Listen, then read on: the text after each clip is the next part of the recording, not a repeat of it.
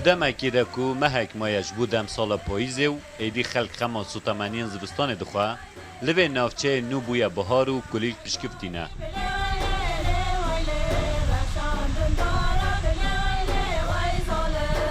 گوشه گوشه آوه و هرکینا چم و روباران و شینکاتیا دشت و چیایان و بای هنک تنه دبه پاروان کسان که دچن سردان وان نافچهان.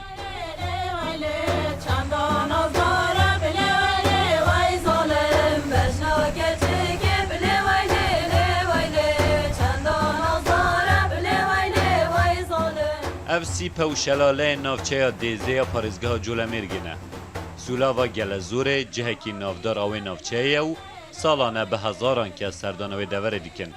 گلی گلانجی تجی بویا لبیبون و سوسنان. پاقشبون آوه نافچه و بدویاوه و سابالکه شکو بی تو پروژه و خدمتگزاری آنجی بخوا بالا هر کسی دکشینه سر جوانی خواه.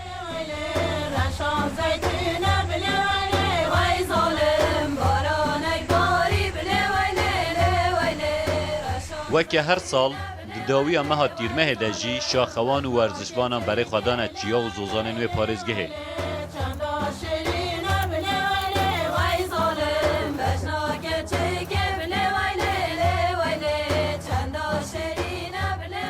هفده شاخوان سر به فدراسیون شاخوانی یا ترکیه و به جاره برای خدان اشکفت اورینتان و شکفت مازن آچیای سنبه. او شکفت بقاسی 800 متریان دریجه و چونه بونا و شکفت جی دل و ویرکیه که مازن دخوازه.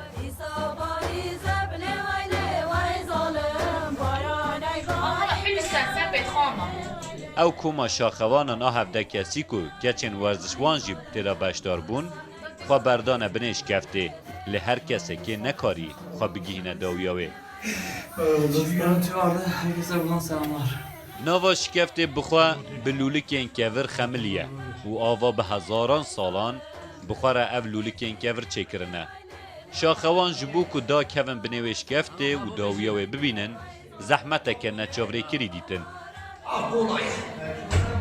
خلاص لب وریس و کلوپلن تایبتن شاخوانیه او زحمتی دانه برچاون خواه.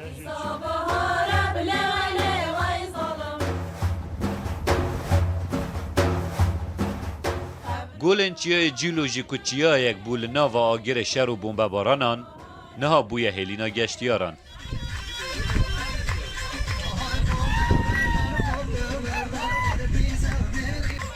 اف درجی گولن چیای جیلونه 3500 متر جا آستا دریای بلندن. 20 گشتیاران جی بر خدان سروان گولن جمدی و تازی دا که دمک خوش در باز بکن. گشتیار و شاخوان نوی پارزگه و ین کل در وجی هاتنه چادرین خالده و گولان وددن و ناخوازن زوب زوبه گرن.